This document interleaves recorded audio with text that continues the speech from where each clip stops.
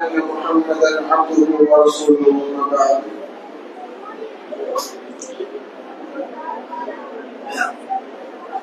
அன்புள்ள சகோதர சகோதரிகளே,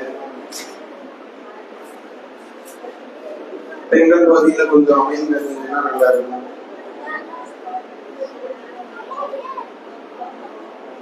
பெண்கள் பகுதியில பெண்கள் கொஞ்சம் கவனமா இருந்தீங்கன்னா நன்றாக இருக்கும். நாம் தொடர்ச்சியாக அறிவோம் அகிலத்தின் தூதரை என்கின்ற தலைப்பின் கீழால் அல்லாஹ்வுடைய தூதர் ஸல்லல்லாஹு அலைஹி வஸல்லம் அவருடைய வாழ்க்கையிலிருந்து ஒரு சில அம்சங்களை அவருடைய வாழ்க்கை சுருக்கத்தை பார்த்து வருகிறோம். இதற்கு முன்பதாக இரண்டு தொடர்கள், ஒன்று 40 வயதிற்கு முன்பதாக ரசூலுல்லாஹி ஸல்லல்லாஹு அலைஹி வஸல்லம் அவர்கள் வாழ்க்கை எப்படி இருந்தது, அதற்கு நமக்கு கிடைத்த பாடங்கள் படிப்பினைகள் என்ன என்பதை குறித்தும், இரண்டாவது தொடராக அல்லாஹ்வுடைய தூதர் ஸல்லல்லாஹு அலைஹி வஸல்லம் அவர்களுடைய நபித்துவத்திற்கு பின் மக்காவுடைய வாழ்க்கை என்பதாக சொல்லி நேற்றைய தினமும் நாம சுருக்கமாக ஒரு சில விஷயங்களை தெரிந்து கொண்டோம். இன்றைக்கு அல்லாஹ்வுடைய தூதருடைய மதீனாவுடைய வாழ்க்கை. அன்புள்ள சகோதர சகோதரிகளே, நாம் நேற்றைய தினம் சொன்னதை போன்று அல்லாஹ்வுடைய தூதர் ஸல்லல்லாஹு அலைஹி வஸல்லம் அவர்கள் அந்த மக்களுக்கு மத்தியில் லா இலாஹ இல்லல்லாஹ் முஹம்மது ரசூலுல்லாஹ் என்று சொல்லக்கூடிய அந்த பிரச்சாரத்தை மக்கள் மத்தியில் சொன்ன நேரத்தில் சொல்லால் எதிர்த்தவர்கள், பயமுறுத்தியவர்கள் பின்னர் கொலை செய்வதற்கு துணிந்தார்கள். அல்லாஹ் ரப்பல் ஆலமீன் அதை பற்றி நம்முடைய திருமறை குர்ஆனில் சொல்லி காண்பிக்கும் பொழுது, நபியே, இவர்கள் உங்களை இந்த ஊரில் இருந்து வெளியேற்றுவதற்கு, உங்களை கொலை செய்வதற்கு அவர்கள் நினைக்கின்றார்கள் என்பதாக அல்லாஹ் திருமறை குர்ஆனில் இந்த நபியை அவர்கள் என்னெல்லாம் செய்வதற்கு திட்டம் போட்டார்கள் என்பதை திருமறை குர்ஆனில் சொல்லி காண்பிக்கிறார். ஆனால் அல்லாஹ் ரப்பல் ஆலமீன் மற்ற மனிதர்களை, ரசூலுல்லாஹி ஸல்லல்லாஹு அலைஹி வஸல்லம் அவர்களை சார்ந்து இருக்கக்கூடிய மனிதர்களை அந்த அதாவது அப்பபா என்று சொல்லக்கூடிய உடன்படிக்கைக்கு பின்பாக கொஞ்சம் கொஞ்சமாக மதீனாவிற்கு நாடு திறந்து செல்வதற்கு அல்லாஹ்வுடைய தூதர் கட்டளையிட்டார். கொஞ்சம் கொஞ்சமா போயிட்டு இருக்காங்க. பின்னர் அல்லாஹ்வுடைய தூதர் ஸல்லல்லாஹு அலைஹி வஸல்லமிற்கு அல்லாஹ்விடம் இருந்து வஹி வருகின்றது, நபியே, நீங்கள் நாடு திறந்து மதீனாவிற்கு செல்லலாம், ஆனால் சும்மா போக முடியாது. கிட்டத்தட்ட ஒரு 500 மைல்களுக்கு அப்பால் இருக்கக்கூடிய ஒரு பிரதேசம், இதுவரைக்கும் பெரிதாக நாம் செல்லாத ஒரு பிரதேசம்.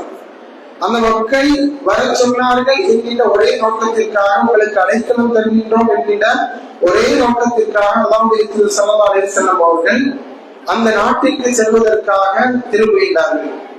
அப்படி செல்வதற்காக அல்லாஹ்வுடைய தூதர் ஸல்லல்லாஹு அலைஹி வஸல்லம் அவர்கள் முயற்சி எடுப்பதை இந்த மக்கள் அறிந்து கொள்ளக்கூடாது என்கின்ற விதத்தில் அல்லாஹ்வுடைய தூதருடைய நடவடிக்கைகள் இருக்கு. ஏன்னா அல்லாஹ்வுடைய தூதர் முஹம்மது ஸல்லல்லாஹு அலைஹி வஸல்லம் அவர்கள் மதீனாவுக்கு போக போறாங்கன்ற செய்தி தெரிஞ்சிருச்சுன்னா அந்த மக்கள் உடனடியாக அல்லாஹ்வுடைய தூதர் மீது ஏதாவது நடவடிக்கைகள் எடுத்து விடுவார்கள் என்பதற்காக அல்லாஹ்வுடைய தூதர் அதை பெரிதாக காட்டிக் கொள்ளாமல் அபூபக்கரிடம் வாகனத்தை தயார் செய்து வையுங்கள், திடீரென்று நாம் கிளம்பக்கூடிய சூழல் ஏற்படும். அப்படி இருந்து கொண்டிருக்கக்கூடிய நேரத்தில் ஹிஜ்ரி, அதாவது நபித்துவத்தினுடைய 13வது வருடத்தினுடைய இறுதி, அல்லாஹ்வுடைய தூதர் ஸல்லல்லாஹு அலைஹி வஸல்லம் அவர்கள் அந்த அப்பபா உடன்படிக்கைக்கு பின்பாக 14வது வருடத்தினுடைய ஆரம்பத்தில், அதாவது சஃபர் மாதத்தில் அல்லாஹ்வுடைய தூதர் பிரயாணத்திற்கு கிளம்புறாங்க. எப்படி பிரயாணம் நடந்தது அப்படின்னா, அல்லாஹ்வுடைய தூதர் ஸல்லல்லாஹு அலைஹி வஸல்லம் அவர்கள் நேரடியாக மதீனாவை நோக்கி புறப்பட்டு சென்றால் உண்மையிலேயே அந்த மக்களுக்கு தெரிந்துடும். அல்லாஹ்வுடைய தூதர் என்ன பண்றாங்கன்னா, அந்த மக்களுக்கு தெரியாத வண்ணம் யமன் நோக்கி புறப்பட்டு ஹீரா என்று சொல்லக்கூடிய, அதாவது குகையில போய் தஞ்சம் போடுறாங்க. எந்த குகையில? ஹீரா குகையில. அந்த குகையில போய் ரசூலுல்லாஹி ஸல்லல்லாஹு அலைஹி வஸல்லம் அவர்கள் தஞ்சம் போன்றவரும் அல்லாஹ் ரப்பல் ஆலமீன் அந்த மக்களுடைய அந்த நிலைகளை கருதி அல்லாஹ் ரப்பல் ஆலமீன் அந்த மக்களுக்கு மத்தியில் சில ஏற்பாடுகளை செய்யலாம். அல்லாஹ்வுடைய தூதரை கொலை செய்வதற்காக இந்த திட்டங்கள் தீட்டப்படக்கூடிய நேரத்தில் தான் அல்லாஹ் ரப்பல் ஆலமீன் ரசூலுல்லாஹி ஸல்லல்லாஹு அலைஹி வஸல்லம் அவர்களுக்கு இந்த கட்டளை பிறப்பிக்கிறான், நீங்க போயிருங்க ஊரை விட்டு. எந்த குகைன்னு நம்ம சொல்லியிருந்தோம்? ஹீரா குகையா? சவுர் குகை. சவுர், சரிங்களா? சவுர் குகையில போய் தஞ்சம் போடுறாங்க. அது எவன் பக்கமா போகக்கூடிய வழியில் இருக்கக்கூடிய ஒரு குகை. இப்ப 3 நாட்கள் ரசூலுல்லாஹி ஸல்லல்லாஹு அலைஹி வஸல்லம் அவர்கள் சவுர் குகையில தான் தங்குறாங்க. ஏன்னா இந்த மக்கள் அல்லாஹ்வுடைய தூதரை மிகவும் கடுமையாக அலசி ஆராய்றாங்க. எங்க போயிட்டார் முகம்மதை கண்டுபிடித்து வந்தால் தலைக்கு, அதாவது முகம்மதுக்கும் அபூபக்கருக்கும் அந்த 2 நபர்களையும் கண்டுபிடித்து வந்தால் தலைக்கு 100 ஒட்டகங்கள், உயிரோட பிணம் அவங்க பிடித்து வந்தால் 100 ஒட்டகங்கள் அப்படின்னு சொல்லிட்டு மக்கள் மத்தியில சொல்லப்படுகிறது. அப்போ இருக்கிற மக்களும் தேடுவதற்கு முயற்சி பண்றாங்க, நார்மலாக உள்ள மக்களும் தேடுவதற்கு முயற்சி செய்கிறார்கள். 3 நாட்கள் அந்த சூடு குறைத்ததற்கு பின்னால் அல்லாஹ் ரப்பல் ஆலமீன் ரசூலுல்லாஹி ஸல்லல்லாஹு அலைஹி வஸல்லம் அந்த குகையிலிருந்து புறப்படுறதுக்கு சொல்றான். அதனுடைய இறுதி கட்டத்துலதான் அவர்கள் தேடி வரும் பொழுது அந்த மக்கள் அல்லாஹ்வுடைய தூதர் இருக்கக்கூடிய குகைக்கு அருகாமையில் வர்றாங்க. வந்து பார்க்கிறாங்க, அபூபக்கர் ரலியல்லாஹு பயப்படுறாங்க. அப்ப அல்லாஹ்வுடைய தூதர் ஸல்லல்லாஹு அலைஹி வஸல்லம் அவர்கள் சொல்றாங்க, எதுக்கு அபூபக்கரை பயப்படுகிறீர்கள்? இன் தன்சுருல்லாஹ யன்சுருக்கும். அல்லாஹ் அவர்களுக்கு உதவி செய்யவில்லையா? அல்லாஹ் அவர்களுக்கு உதவி செய்யவில்லையா? அதாவது அந்த குகையில் அந்த குகையில் 2 பேர்களோடு அவர்களில் ஒருவராக அவர் இருக்கவில்லையா என்பதாக அல்லாஹ் சொல்லி காண்பித்திருக்கு. தன்னுடைய தோழரை பார்த்து முஹம்மது ஸல்லல்லாஹு அலைஹி வஸல்லம் அவர்கள் சொன்னார்கள், பயப்பட வேண்டாம், அல்லாஹ் நம்மோடு இருக்கின்றான். அந்த நேரத்தில் அல்லாஹ் ரப்பல் ஆலமீன் அல்லாஹ்வுடைய தூதரையும் அபூபக்கரையும் தெரியாத வண்ணம் அல்லாஹ் பாதுகாத்தார். பின்னர் அல்லாஹ்வுடைய தூதர் அந்த 500 மைல்களுக்கு அப்பால் இருக்கக்கூடிய மதீனாவை நோக்கி புறப்பட ஆரம்பிக்கிறாங்க. போறாங்க. மதீனா மக்களுக்கு அல்லாஹ்வுடைய தூதர் புறப்பட்டு விட்டார்கள் என்கின்ற செய்தி தெரிந்ததற்கு பின்னால் மக்கள் ஆவலோடு எதிர்பார்த்து கொண்டிருக்கிறார்கள். பிறகு அல்லாஹ்வுடைய தூதர் பல நாட்கள் பிரயாணத்திற்கு பிறகு மதீனாவை வந்தடைகிறாங்க. மதீனா அந்த நாளில் மிகப்பெரிய ஒரு விவசாய பூமி. மக்காவை பொறுத்தவரையில் அது வியாபார பூமி, மதீனாவை பொறுத்தவரையில் விவசாய பூமி. அப்போ ரசூலுல்லாஹி ஸல்லல்லாஹு அலைஹி வஸல்லம் அவர்கள் மதீனாவுக்கு வரக்கூடிய நேரத்தில் அந்த மக்கள் அல்லாஹ்வுடைய தூதரை கண்ணியப்படுத்தும் சிறப்புப்படுத்தும் முகமாக கவிதைகளை பாடி வரவேற்கிறாங்க. வந்த முதல் எண்ணமாக அல்லாஹ்வுடைய தூதர் செய்த விஷயம் என்ன அப்படின்னா, அங்க இருந்த மக்களுக்கு மத்தியில் அல்லாஹ்வுடைய தூதர் ஒற்றுமையை ஏற்படுத்துறாங்க. ஏன்னா பொதுவாகவே அங்க இருந்த அவுஸ் ஹஸ்ரத் என்று சொல்லக்கூடிய கோத்திரங்களுக்கு மிகப்பெரிய பகைமைகள் இருந்தது. ஆனால் அல்லாஹ்வுடைய தூதர் அந்த பகைமைகளை எல்லாம் போக்கி அந்த மக்களுக்கு மத்தியில் மிகப்பெரிய ஒற்றுமை ஏற்படுத்தினாங்க. இன்னும் நாடு விட்டு நாடு வந்த தன்னுடைய, அதாவது முஹாஜிர் சகோதரர்களுக்கும் அன்சாரிகளுக்கும் அல்லாஹ்வுடைய தூதர் நெருக்கத்தை ஏற்படுத்துறாங்க. எந்த அளவுக்கு என்றால், அந்த அன்சாரி தோழர்களும் தங்களிடத்திலே வந்த அந்த மக்களுக்கு தங்களால் பொருளாதாரத்தால், தங்களுடைய சொத்துக்களால், தங்களுடைய குடும்ப உறவுகளால் உதவி செய்தார்கள் என்பதாக நம்ம வரலாற்றில் பார்க்கலாம். எந்த அளவிற்கு? உதாரணமாக அப்துல் ரஹ்மான் இப்னு அவுஃப் ரலியல்லாஹு அன்ஹு அவர்களுக்கும் அல்லாஹ்வுடைய தூதர் சஅத் இப்னு ரபீ என்று சொல்லக்கூடிய நபித்தோழர்களுக்கு இடையில் அல்லாஹ்வுடைய தூதர் ஒரு உறவை ஏற்படுத்தி கொடுக்கிறாங்க. நீங்க 2 பேரும் சகோதரர்கள். அப்போ சஅத் இப்னு ரபீ என்று சொல்லக்கூடிய நபித்தோழர் எந்த அளவிற்கு அப்துல் ரஹ்மான் இப்னு அவுஃபோடு அந்த சகோதரத்தோட பேசுறார் அப்படின்னா, அவர் சொல்றாரு, என்னுடைய சொத்தில் நான் பாதியை உங்களுக்கு தந்துட்டேன், என்னுடைய வியாபார பொருட்களை நான் உங்களுக்கு பாதியை கொடுத்துடுறேன். எனக்கு திருமணம் 2 மனைவிமார்கள் உண்டு. அவர்களில் யாரை உங்களுக்கு பிடித்துள்ளதோ அவர்களை நான் விவாகரத்து செய்கின்றேன், அவர்களை நீங்கள் திருமணம் முடித்துக் கொள்ளுங்கள், அவர்களை இந்தாவுக்கு பிறகு அப்படின்னு சொல்லிட்டு இந்த அளவிற்கு இறங்கி நபித்தோழர்கள் அன்சாரிகள் அந்த முஹாஜிர்களுக்கு கொடுத்தார்கள் என்பதாக நம்ம பார்க்கணும். ஆனா அப்துல் ரஹ்மான் அது எல்லாம் வேண்டாம் என்று சொல்லிவிட்டு அவர் அந்த எத்ரீபுடைய, மதீனாவுடைய மற்றொரு பெயர் எத்ரீப், அந்த எத்ரீப் பிரதேசத்தினுடைய சந்தைக்கு சென்று அல்லாஹ்வுடைய தூதர் ஸல்லல்லாஹு அலைஹி வஸல்லம் அவர்கள், அதாவது அப்துல் ரஹ்மான் இப்னு அவுஃப் ரலியல்லாஹு அன்ஹு அவர்கள் வியாபாரம் செய்தார்கள், அதிலே லாபம் ஈட்டினார்கள் அப்படின்னு உள்ளதை நம்ம வரலாற்றில் பார்க்கிறோம். இப்படி அல்லாஹ்வுடைய தூதர் முதலாவதாக அந்த ஒற்றுமையை ஏற்படுத்துறாங்க. பின்னர் அல்லாஹ்வுடைய தூதர் ஸல்லல்லாஹு அலைஹி வஸல்லம் அவர்கள் அங்கே வாழ்ந்த 3 பிரதானமான மக்கள். முதல்ல இந்த அன்சாரிகள் முஹாஜிர்கள் என்று சொல்லக்கூடிய இஸ்லாத்தை ஏற்ற மக்கள். இரண்டாவது இஸ்லாத்தை ஏற்காத, அதாவது சிலை வணக்கம் என்று சொல்லக்கூடிய அல்லாஹ்வை அல்லாஹ்வை வணங்கக்கூடிய வேறு சில மக்கள் இருந்து கொண்டிருந்தார்கள், குறைவான மக்கள். மூன்றாவது மக்கள் யூதர்கள். அப்ப இந்த 3 மக்களுக்கு மத்தியில் அல்லாஹ்வுடைய தூதர் புதிதாக சில சட்டதிட்டங்களை கொண்டு வர வேண்டும். அப்ப அல்லாஹ்வுடைய தூதர் ஸல்லல்லாஹு அலைஹி வஸல்லம் அவர்கள் அவர்களோட சில ஒப்பந்தங்கள் பண்றாங்க. என்னென்ன ஒப்பந்தங்கள் அப்படின்னா, இப்போ முஹாஜிர்கள் அன்சாரிகள் முதலாவது பிரிவினர் இஸ்லாத்துக்கு வந்துட்டாங்க. அவங்க முஸ்லிம்களுடைய அந்த சார்புக்குள்ள வந்துடுவாங்க. அந்த இணை வைப்பாளர்களாகவும் இன்னும் வேதம் கொடுக்கப்பட்ட யூதர்களாகவும் இருக்கக்கூடிய மக்களிடத்தில் அல்லாஹ்வுடைய தூதர் என்ன பண்றாங்கன்னா பல அதாவது ஒப்பந்தங்கள் போடுறாங்க. என்ன அப்படின்னா, நம்ம ஒருவருக்கொரு சகோதரர்களாக இருந்து கொள்ளலாம், நீங்கள் எம்முடைய ஆட்சிக்கு கீழாக நீங்கள் வாழ்ந்து கொள்ளலாம், ஆனால் எமக்கும் உங்களுக்கும் ஒருவர் எதிரிகளாக உள்ளார்கள். யாரு? குறைஷிகள். அந்த குறைஷிகளுக்கு நீங்கள் உதவி செய்யக்கூடாது. எக்காரணத்தை கொண்டும் குறைஷிகளுக்கும் நீங்கள் உதவி செய்யக்கூடாது. குறைஷிகளுக்கு உதவியாக இருக்கக்கூடியவர்களுக்கும் மக்கா காஃபிர்களுக்கும் நீங்கள் உதவியாக இருக்கக்கூடாது. இன்னும் ஏதேனும் போர் ஏற்பட்டால் அவர்களோடு நீங்களும் எங்களோடு சேர்ந்து போரிட வேண்டும். உங்களுக்கு ஏதாவது பாதிப்பு என்றாலும் நாங்கள் உங்களோடு இருப்போம் என்பதாக சொல்லி அல்லாஹ்வுடைய தூதர் பல ஒப்பந்தங்களை போட்டு அந்த ஒப்பந்தங்களையும் அவர்கள் சரி என்று ஒத்துக்கொள்கிறார்கள். இப்படி அல்லாஹ்வுடைய தூதர் ஆரம்பத்தில் கொஞ்சம் நாட்கள் போகும் பொழுது அல்லாஹ்வுடைய தூதர் முதலாவதாக அங்கு செய்த நிகழ்வு என்ன அப்படின்னா, ஒரு பள்ளிவாசலை நிறுவுவது. அதுதான் நாம் இன்றைக்கு பார்க்கக்கூடிய அல் மதீனத்துல், அதாவது மஸ்ஜிதுல் நபவி. மஸ்ஜிதுல் நபவி நபியுடைய பள்ளிவாசல் என்பதாக அந்த பள்ளி எழுப்பப்படுது. அல்லாஹ்வுடைய தூதரும் அதற்காக பணி செய்யறாங்க. அது 2 அனாதை சிறுவர்களுக்கு உட்பட்டதா இருந்த பொழுதிலும் கூட அந்த 2 அனாதை சிறுவர்களும் அந்த நிலத்தை நாங்கள் தானமாக அல்லாஹ்வுடைய பாதையில் கொடுக்கின்றோம் என்று சொன்ன நேரத்தில் அல்லாஹ்வுடைய தூதர் அதை அந்த அனாதை சிறுவர்களிடமிருந்து அதை வாங்காமல், அதாவது காசு கொடுத்து காடி கொடுத்து அல்லாஹ்வுடைய தூதர் வாங்கினாங்கன்னு பார்க்கிறோம். இது நமக்கு ஒரு நல்ல ஒரு பாடத்தை கற்று தருகிறது. சிலர் அதாவது ஆர்வத்தின் காரணமாக அவருடைய சொத்துக்கள்ல எல்லாத்தையும் கொடுக்கணும்னு முன்வரும்போது கூட அல்லாஹ்வுடைய தூதர் முழுமையாக கொடுக்க கூடாது என்பதாக கருதுகிறார். நம்ம பல சந்தர்ப்பங்கள்ல சொல்லி இருக்கோம்.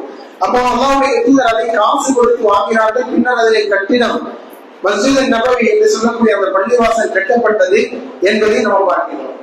அல்லாஹ்வுடைய தூதர் அந்த பள்ளிவாசலை வெறுமனே தொழக்கூடிய இடமாக மட்டுமே ஆக்காமல் அல்லாஹ்வுடைய தூதர் அதுல கல்வி கற்றுக் கொடுக்கக்கூடிய இடமாக, அதற்கு சுற்றுப்புறங்களில் தன்னுடைய தான் திருமணம் முடித்த மனைவிமார்களுடைய வீடுகளை அமைக்கக்கூடிய ஒரு ஏற்பாட்டையும் அல்லாஹ்வுடைய தூதர் பண்றாங்க. இப்படி பலவிதமான அம்சங்களுக்கு பின்னால் மதீனா ஒரு அமைப்பு மிக்க ஒரு பூமியாக உருவாக்கப்படுது. ஆனால் மக்காவில் இருக்கக்கூடிய அந்த மக்கத்து குறைஷிகளுக்கும் மதீனாவில் இருக்கக்கூடிய மக்களுக்கும் ஒரு மிகப்பெரிய ஒரு தொடர்பு இருக்கு. என்ன அப்படின்னா, இவர்கள் பிரயாணம் செய்வதாக இருந்தால், யாரு? மதீனா மக்கள் பிரயாணம் எவன் செல்வதாக இருந்தால் அவர்கள் மக்காவை கடந்துதான் எவன் போயாகும். ஆனால் இவர்கள் பெரிதாக வியாபாரிகள் அல்ல. யாரு? மதீனா மக்கள் வியாபாரிகள் அல்ல. ஆனால் மக்கா மக்கள் முழுவதுமாக வியாபாரத்தில் ஈடுபடக்கூடியவர்கள். அவர் எவன் தேசம் செல்லக்கூடியவர்கள், ஓமான் செல்லக்கூடியவர்கள், இன்னும் சிரியா போன்ற மேல் பகுதி பிரதேசங்களுக்கு செல்லக்கூடியவர்கள். ஆனால் இதுல ஒரு மிகப்பெரிய ஒரு வியாபார தளம் அப்படின்னா, இவர்கள் சிரியாவுக்கு ஷாமுக்கு செல்லாமல் இருக்கவே முடியாது. அப்ப இதன் காரணமாக இவர்கள் மதீனாவினுடைய வழியாகத்தான் இவர்கள் சென்றாக வேண்டும் வியாபார பொருட்களை கொண்டு. அல்லாஹ்வுடைய தூதர் ஸல்லல்லாஹு அலைஹி வஸல்லம் அவர்கள் தமக்கு இழைத்த அந்த கொடுமைகளுக்காக, அந்த மிகப்பெரிய அநியாயங்களுக்காக அல்லாஹ்வுடைய தூதர் இன்னும் மக்காவிலே வாழ்ந்து கொண்டிருக்கக்கூடிய தன்னுடைய முஸ்லிமான சகோதரர்கள் பாதிக்கப்பட்டுக் கொண்டிருக்கின்றார்கள் என்று தெரியக்கூடிய அந்த செய்தியின் காரணமாக அல்லாஹ்வுடைய தூதர் என்ன பண்றாங்கன்னா, மதீனாவை கடந்து செல்லக்கூடிய மக்காவினுடைய வியாபார பொருட்களை நாம பிடிக்க வேண்டும். அவர்களிடமிருந்து அந்த வியாபார பொருட்களை நாம எடுக்கணும், போரல்ல. ஆனால் அல்லாஹ் ரப்பல் ஆலமீனுடைய கட்டளை வருகின்றது, நபியே நீங்கள் அவர்களிடம் போரிடலாம், அல்லாஹ் உங்களுக்கு போர் செய்வதற்கான அனுமதியை கொடுத்து விட்டான் என்கின்ற அந்த கட்டளை வந்ததற்கு பிறகு அல்லாஹ்வுடைய தூதர் ஸல்லல்லாஹு அலைஹி வஸல்லம் அவர்களும் நபித்தோழர்களும் பல கட்டங்களாக பல முயற்சிகள் செய்கிறார். ஆனால் இதில் சில, அதாவது பதிலும் போருக்கு முன்பதாக நடக்கக்கூடிய நிகழ்வுகள், இதுல என்னெல்லாம் ஆகுது அப்படின்னா, பல முறை வியாபார பொருட்களை எடுக்கணும் நபித்தோழர்கள் அல்லாஹ்வுடைய தூதர் அனுப்பி வைக்கிறாங்க. ஆனால் போகக்கூடிய இடங்கள்ல சில சந்தர்ப்பங்கள்ல வியாபார கூட்டம் கடந்து சென்றோம், இன்னும் சில சந்தர்ப்பங்கள்ல அந்த வியாபார கூட்டத்தை சந்திச்சிருக்காங்க அப்படின்னா கூட அவர்களின் நடுவராக இருக்கக்கூடிய ஒரு மனிதர், எதிர்ப்படையில அந்த வியாபார கூட்டத்தில் இருக்கக்கூடிய மனிதர் இரண்டு பேருக்கும் பிடித்தமான மனிதராக இருந்த காரணத்தினால் அது ஒப்பந்தத்துல அப்படியே விடுவிக்கப்படக்கூடிய ஒரு சூழல் இருந்துச்சு. அப்படியே போய்கொண்டிருக்கக்கூடிய சூழல்ல அபூ சுஃபியான் அவர் பின்னர் இஸ்லாத்தை ஏற்றுக்கொண்டார். அவர் தன்னுடைய வியாபார பொருட்களோடு சிரியா நோக்கி புறப்படுறார் அப்படின்னு தெரிஞ்ச பொழுது அல்லாஹ்வுடைய தூதர் இந்த நேரத்தில் இவர்களை விட்டுவிடக் கூடாது என்பதாக சொல்லி சில மக்களை கூட்டிக் கொண்டு போய் பார்க்கிறார். ஆனால் அந்த நேரத்திலும் அவர் ஷாம் நோக்கி புறப்பட்டார், வருவதற்கு முன்பதாக போயிட்டார். அல்லாஹ்வுடைய தூதர் என்ன பண்றாங்க, இந்த முறை இவர்களை விட்டுவிடக் கூடாது என்பதாக சொல்லி அதற்கு மிகப்பெரிய முயற்சிகள் எடுக்கப்பட்டு வருவது வரை அல்லாஹ்வுடைய தூதர் ஸல்லல்லாஹு அலைஹி வஸல்லம் அவர்கள் இதற்காக காத்துக் கொண்டிருந்து பின்னர் அவர்கள் வருவதை அறிந்து இதற்காக தயாராக போரல்ல, வியாபார கூட்டத்தை வழிமறித்து பிடிப்பது, தங்களுக்கு அநியாயம் இழைக்கப்பட்ட அந்த மக்களால் அவர்களுடைய பொருளாதாரத்தை அவர்களிடமிருந்து எடுத்துக் கொள்வது அல்லாஹ்வுடைய தூதர் ஸல்லல்லாஹு அலைஹி வஸல்லம் அவர்கள் எடுத்த முதலாவது முயற்சி. ஆனால் அந்த நேரத்துல இந்த பத்ர் போர் ஹிஜ்ரி 2ஆம் வருடம், ஹிஜ்ரி 2ஆம் வருடம் அல்லாஹ் ரப்பல் ஆலமீனுடைய கட்டளையின் கீழால் ஷாம் நோக்கி, ஷாமிலிருந்து வந்து கொண்டிருந்த அந்த வியாபார கூட்டம், யூசுஃபினுடைய வியாபார கூட்டம் திடீரென்று அவர்கள் என்ன பண்றாங்க அப்படின்னா, முஹம்மது எங்களுக்கு எதிராக படை திரட்டி விட்டார் அப்படின்னு உள்ள செய்திய மக்காவுக்கு கொண்டு போய் செல்லக்கூடிய ஒரு மனிதர் அனுப்பி அங்கிருந்து மக்கள் முஹம்மது அலிஸ்லாம் உள்ள பேர்ல படை திரட்டிட்டு வர்றாங்க. 1300 நபர்கள் வர்றாங்க. அல்லாஹ்வுடைய தூதர் வியாபார பொருட்களை வழிமறிக்கணுன்றதுக்காக கிட்டத்தட்ட 313 நபித்தோழர்களோட போறாங்க. ஆனால் அங்கிருந்து ஒரு மிகப்பெரிய படை திரண்டு வருது. அபூ சுஃபியான் என்ன பண்றாரு அப்படின்னா, அதாவது கடல் வழியாக மக்காவுக்கு வந்து சேரக்கூடிய பயத்தை ஏற்படுத்துகிறார். ஆனால் அந்த மக்கத்து குறைஷிகள், அபூஜஹல் போன்ற, உத்பா போன்ற மிகப்பெரிய கொடியவர்கள் என்ன பண்றாங்க அப்படின்னா, நம்ம இறங்கிட்டோம், போராடியா முஹம்மதை அழித்தே தீர வேண்டும் என்ற நோக்கத்திற்காக பத்ர் என்று சொல்லக்கூடிய இடத்திற்கு வர்றாங்க. அங்கு மிகப்பெரிய அந்த பத்ர் போர், நம்ம இஸ்லாமிய சமுதாயத்தில் அறிந்த மிகப்பெரிய அந்த பத்ர் போர் ரமலானுடைய மாதத்தில் ஏற்பட்டது அப்படின்றத நம்ம பார்க்கிறோம். அந்த இடத்தில் அல்லாஹ் ரப்பல் ஆலமீன் அந்த 300 நபித்தோழர்களுக்கு அந்த வெற்றியை கொடுத்தார் என்பதாக நம்ம பார்க்கிறோம். இது ஒருபுறம் நடந்து முஸ்லிம்கள் வெற்றி பெற்றிருந்தார்கள், காபிர்கள் தோல்வி அடைந்து விட்டார்கள் என்கின்ற ஒரு வருத்தம் காபிர்களுக்கு, முஸ்லிம்களுக்கு ஒரு மிகப்பெரிய சந்தோஷம். ஆனால் காபிர்கள் அடக்கவில்லை. அதற்கு அடுத்த வருடம் அதே போன்ற ஒரு முயற்சி எடுக்கின்றார்கள். இந்த முறை இவர்களை விட்டுவிடக் கூடாது. இதில் 3ஆம் வருடம் மக்கள், அதாவது காபிர்கள் அல்லாஹ்வுடைய தூதர் ஸல்லல்லாஹு அலைஹி வஸல்லம் அவர்களை அழித்துவிட வேண்டும் என்கின்ற நோக்கத்திற்காக மிகப்பெரிய ஒரு படையை திரட்டி உஹது என்று சொல்லக்கூடிய இடத்துக்கு வர்றாங்க. மக்களை போர் செய்ய வேண்டும், முஹம்மதை அழிக்க வேண்டும் என்கின்ற நோக்கத்திற்காக. அந்த நேரத்தில் ரசூலுல்லாஹி ஸல்லல்லாஹு அலைஹி வஸல்லம் அவர்கள் இதை அறிந்து முன்கூட்டியே அந்த இடத்திற்கு வந்து தங்களுடைய படைகளை தயார் செய்துவிட்டு நபித்தோழர்களின் சிலருக்கு ஒரு கட்டளை பிறப்பிக்கிறாங்க. ஜபலுர் ருமாத், அதாவது அம்பெறியக்கூடிய மனிதர்கள் இருக்கக்கூடிய அந்த மலைக்குன்றின் மேலாக சில நபர்களை நிப்பாட்டி விட்டு அல்லாஹ்வுடைய தூதர் சொல்றாங்க, நாங்கள் வெற்றி கொண்டாலும் என்னுடைய அனுமதி உங்களுக்கு வருவதை நீங்கள் இறங்க வேண்டாம் என்று சொன்னதற்கு பிறகும் நபித்தோழர்கள், அந்த ஆரம்ப நேரத்தில் இருந்த நபித்தோழர்கள் வெற்றி கிடைத்து விட்டது என்கிற எண்ணத்திற்காக கீழே இறங்குகின்றார்கள். அல்லாஹ்வுடைய தூதருடைய பேச்சுக்கு மாற்றமாக வருகின்றார்கள். ஒரு சில நபர்கள் மட்டும் வேற இருக்கிறார்கள். அந்த நேரத்தில் காலித் இப்னு வலீத் ரலியல்லாஹு அன்ஹு அந்த நேரத்தில் இஸ்லாமை ஏற்றுக்கொள்ளவில்லை. அவர் சுத்தி வளைந்து அந்த ஒரு மிகப்பெரிய சதியை தெரிந்து கொண்டு சுத்தி வளைந்து இஸ்லாமிய படைகளை பின்னர் தாக்கினார். பின்னர் இஸ்லாமியர்கள் விரண்டோடினார்கள் என்கின்ற செய்தியை நம்ம பார்க்கிறோம். இது 3ஆம் வருடம் நடந்த நிகழ்வு.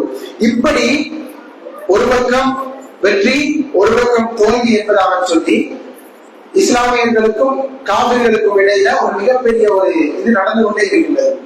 இப்படி நடந்து கொண்டிருக்கக்கூடிய நேரத்தில் மதீனாவில் அல்லாஹ்வுடைய தூதர் ஸல்லல்லாஹு அலைஹி வஸல்லம் அவர்கள் செய்த பிரதானமான அம்சம் என்ன அப்படின்னா, மக்காவில் இருக்கும் பொழுது மக்களுக்கு அச்சமூட்டி எச்சரிக்கை செய்யக்கூடிய அம்சங்கள் தொடர்பான, சொர்க்கம் தொடர்பான, நரகம் தொடர்பான, மறுமை தொடர்பான, மண்ணலை தொடர்பான வசனங்கள் அதிகமாக இறக்கப்பட்டு கொண்டு மக்களை உறுதிப்படுத்திக் கொண்டே இருந்தது.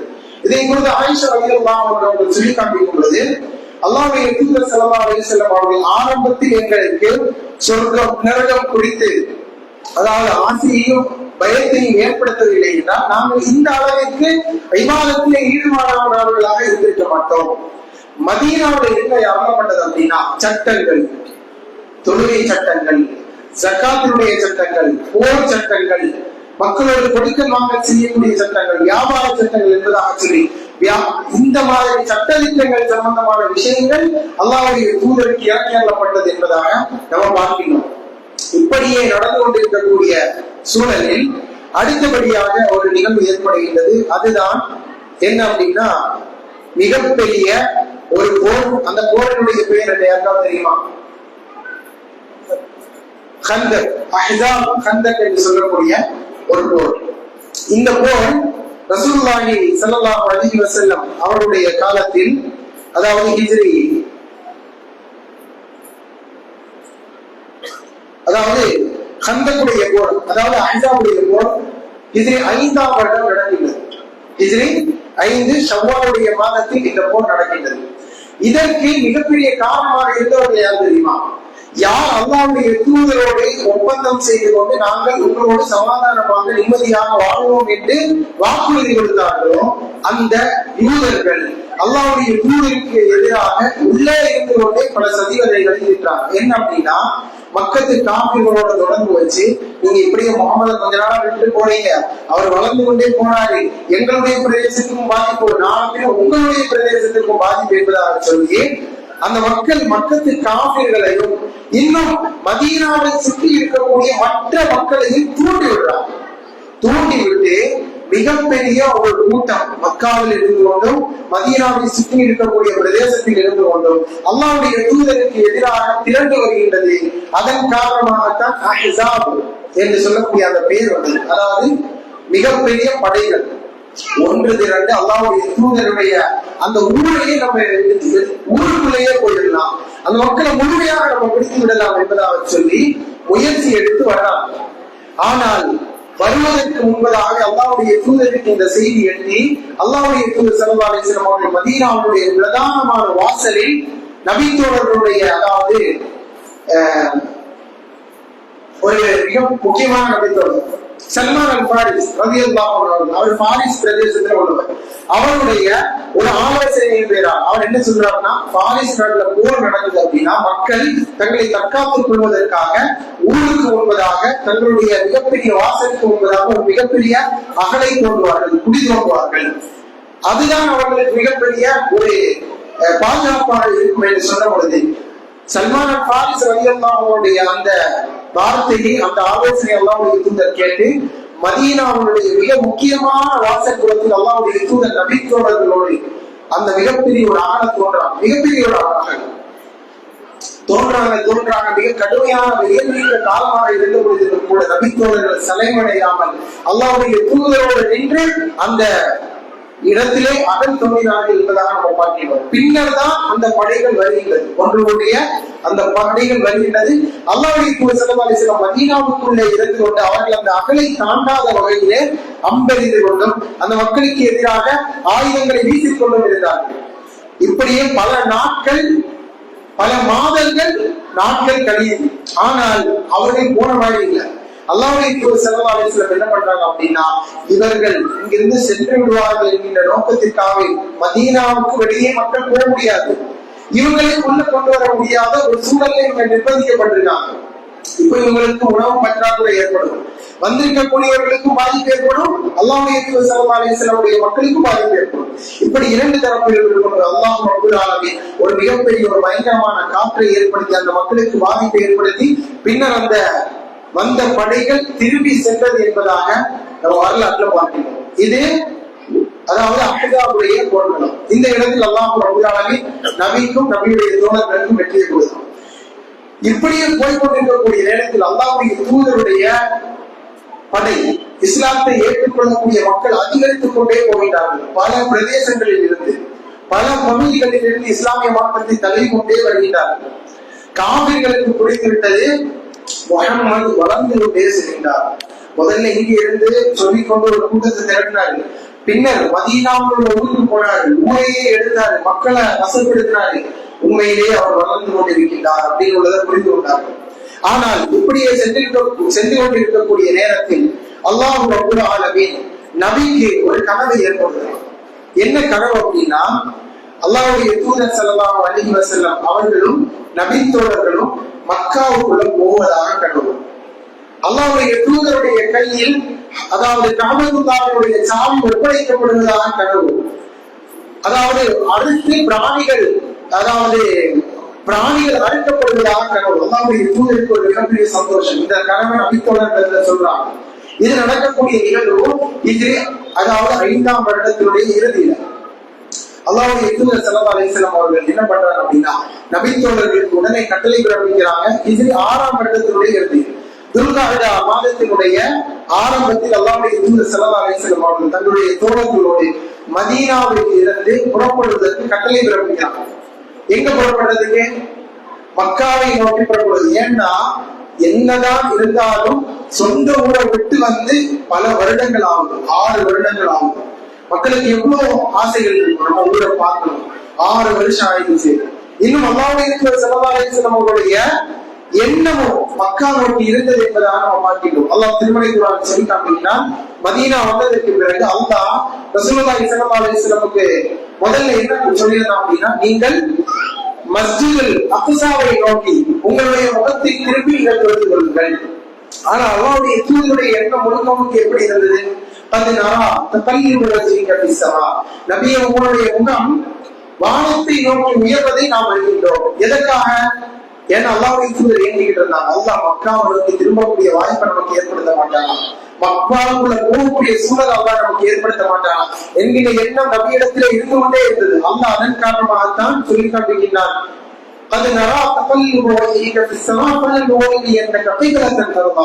நீங்கள் பொருந்திக் கொண்ட திசையை உங்களுக்கு கிபிலாவாக நாம் ஆக்குகின்றோம்.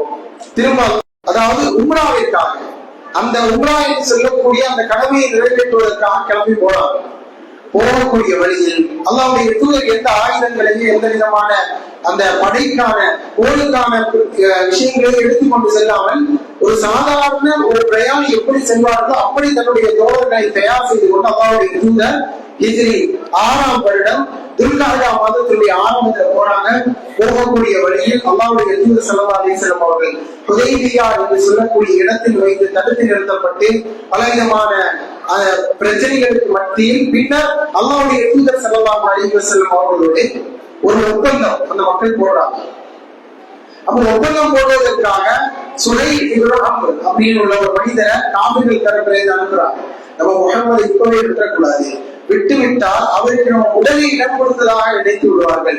அவருக்கு நாம உடனே இடம் கொடுத்து விட்டால் அவர் சுலபமாக நம்முடைய மக்களோடு நெருங்கி விடுவார். ஆனால் நம்ம அவரோட நெருங்கி போகலாம், அவரோட ஒத்துழைக்கலாம் அப்படின்னு உள்ள மாதிரி அவருக்கு இப்ப நம்ம இடம் கொடுக்க கூடாது என்பதாக சொல்லி ஒரு மனிதரை அனுப்பி வைத்து, சுலைஹ் இப்னு அம்ர் என்று சொல்லக்கூடிய ஒரு மனிதரை அனுப்பி வைத்து ஒப்பந்தம் நடக்கும்.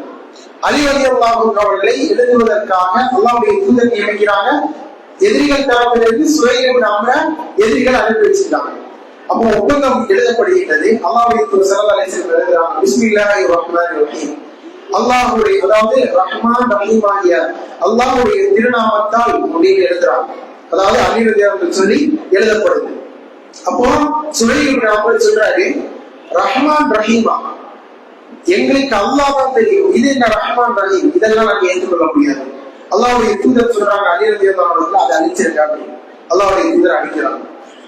பின்னர் அல்லாஹ்வுடைய தூதர் சொல்றாங்க, அதாவது மக்கத்து குறைஷ்களான மக்களுக்கு அல்லாஹ்வுடைய ரசூல் முஹம்மது ஸல்லல்லாஹு அலைஹி வஸல்லம் எழுதுவது, முஹம்மது எழுதுவதா? அலி ரலியல்லாஹு அன்ஹு எழுதுறாங்க. அப்போ சுலைஹ் சொல்றாரு, முஹம்மது அதாவது அல்லாஹ்வுடைய தூதர் முஹம்மது எழுதுவதா? இதை எங்களால் ஏற்றுக்கொள்ள முடியாது. அப்படிங்க உங்களுக்கு எங்களுக்கு மத்தியில் பிரச்சனையே இருக்காது, அதை அழிங்க அப்படின்னு சொல்லும் பொழுது அலி ரலியல்லாஹு அன்ஹு அல்லாஹ்வுடைய தூதர் சொல்றாங்க, அழிச்சிருக்காங்க. அலி ரலியல்லாஹு அன்ஹு பொறுக்க முடியல. அல்லாஹ்வுடைய தூதரே, நான் அழிக்க மாட்டேன், அல்லாஹ்வுடைய ரசூல் தான் நீங்க, நான் எதுக்கு அடிக்கணும், அடிக்க மாட்டாங்க. அப்ப ரசூலுல்லாஹி ஸல்லல்லாஹு அலைஹி வஸல்லம் சொல்றாங்க, அது எங்க ரசூலுல்லாஹ் எழுதப்பட்டிருக்கு எனக்கு சொல்லுங்க, நான் அடிக்கிறேன். எந்த அளவுக்கு எழுத படிக்க தெரியாத அப்படின்னு அல்லாஹ்வுடைய தூதருக்கு ரசூலுல்லாஹ் அப்படின்னு வார்த்தை எழுதப்பட்டிருப்பது கூட படிக்க தெரியாத அளவிற்கு அல்லாஹ் ரப்பல் ஆலமீன் அந்த தூதரை தேர்வு செய்தான் அப்படின்னு நம்ம பார்க்கிறோம். பிறகு அல்லாஹ்வுடைய தூதரிடத்துல அதிகாரிகள் காண்பிக்கிறாங்க, அல்லாஹ்வுடைய தூதர் தன்னுடைய கரத்தால் அதை அளித்தார்கள். பின்னர் ஒப்பந்தம் எழுதப்படுகிறது, எப்படி நீங்கள் இந்த வருடம் எங்களோடு உம்ரா செய்ய முடியாது, மக்காவுக்குள்ளே வர முடியாது, அடுத்த வருடம் நீங்கள் நுழைந்து கொள்ளலாம். அதிலும் குறிப்பாக குறிப்பிட்ட மக்கள் தான் வர முடியும், எங்களில் உள்ள மக்கள் உங்கள் பிரதேசங்களுக்கு வரலாம், ஆனால் உங்களில் உள்ள மக்கள் எங்கள் இடங்களுக்கு வந்தால் சில ஒப்பந்தங்கள் சில விதிமுறைகள் இங்கு உண்டு.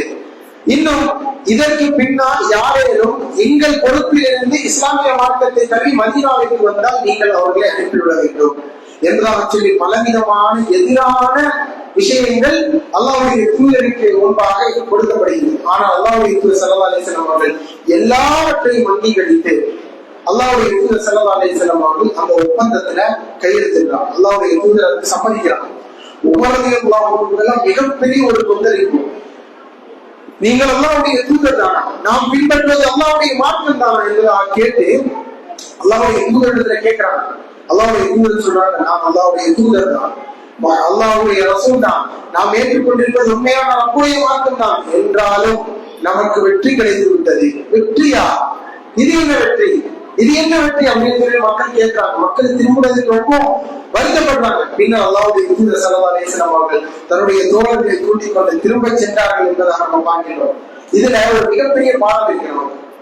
என்ன அப்படின்னா, விட்டுக் கொடுக்கக்கூடிய சில இடங்களில் விட்டுக் கொடுத்துத்தான் ஆக வேண்டும். அப்படி விட்டுக் கொடுப்பது அல்லாஹ்வுடைய மிகப்பெரிய வெற்றியை நமக்கு கொண்டு வந்து சேர்க்கும் என்பதை நாம் புரிந்து கொள்ளலாம். அல்லாஹ்வுடைய தூதர் சொன்னார்கள், வெற்றி தான், உங்களுக்கு வெற்றி தான் என்பதாக. ஆனா நபித்தோழர்களுக்கு தெரியல. அல்லாஹ்வுடைய தூதர் ஸல்லல்லாஹு அலைஹி வஸல்லம் அவர்கள் அதற்கு பின்பதாக அந்த ஹுதைபியா உடன்படிக்கை 6ஆம் வருடம் துல்காதா மாதத்தில் நடந்த அந்த ஹுதைபியா உடன்படிக்கைக்கு பின்பதாக அல்லாஹ் ரப்பல் ஆலமீன் கொஞ்சம் காலம் அந்த மக்கா மக்களுக்கு மதீனா மக்களுக்கு இடையில அந்த சமரசம் ஏற்பட்டதற்கு பிறகு அல்லாஹ்வுடைய தூதர் என்ன பண்றாங்கன்னா, இப்பொழுது நமக்கு எதிராக இருந்தவர்களோடு ஒப்பந்தம் நடந்துருச்சு, இப்ப அவர்களோடு நமக்கு பிரச்சனை இல்லை. அல்லாஹ்வுடைய தூதர் என்ன பண்றாங்கன்னா, இந்த இறை செய்தியை அடுத்த இடங்களுக்கு அனுப்பணும். ரோம், பாரசீகம் போன்ற பிரதேசங்களுக்கு அல்லாஹ்வுடைய தூதர் கடிதங்கள் அனுப்புறாங்க.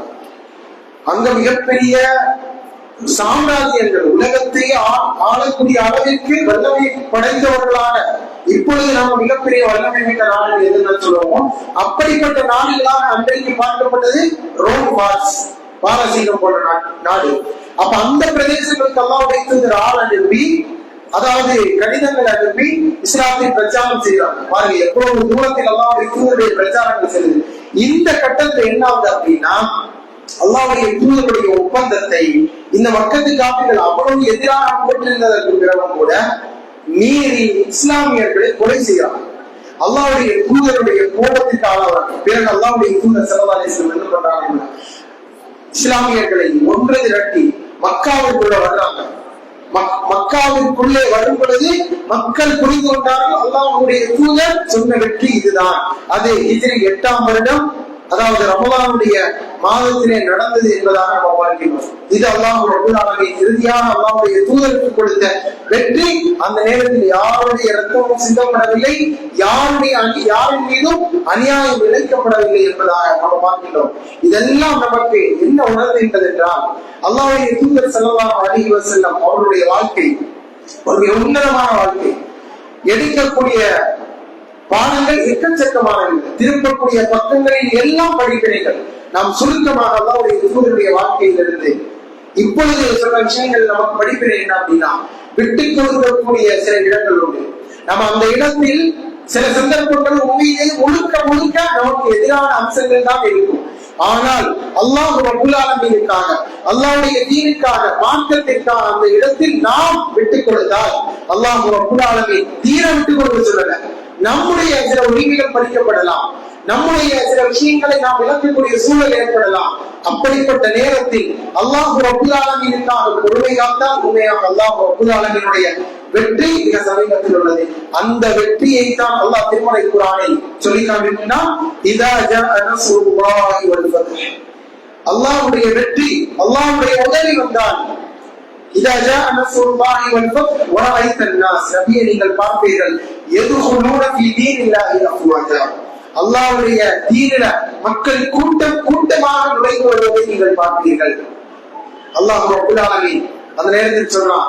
அந்த நேரத்தில் நீங்க என்ன தெரியுமா சொல்லணும்? அதாவது அந்த நேரத்தில் அல்லாஹ்வுடைய உதவி ஃபீ தீனில்லாஹி அஃப்வாஜா வரும் பொழுது ஃபஸப்பிஹ் பிஹம்தி ரப்பிக வஸ்தக்ஃபிரு, அல்லாஹ்வை துதிக்க வேண்டும், அல்லாஹ்வை புகழ வேண்டும், அல்லாஹ்வை கண்ணியப்படுத்த வேண்டும்.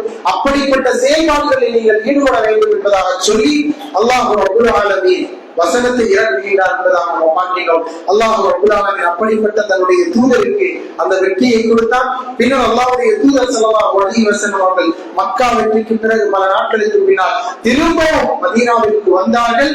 மதீனாவில் தான் அல்லாஹ்வுடைய தூதர் ஸல்லல்லாஹு அலைஹி வஸல்லம் அவர்கள் ஹிஜ்ரி 13வது, அதாவது ஹிஜ்ரி 23வது வருடத்திலே அல்லாஹ்வுடைய தூதர் ஸல்லல்லாஹு அலைஹி வஸல்லம் அவர்கள் மரணித்தார்கள் என்பதாக நாம் பார்க்கிறோம்.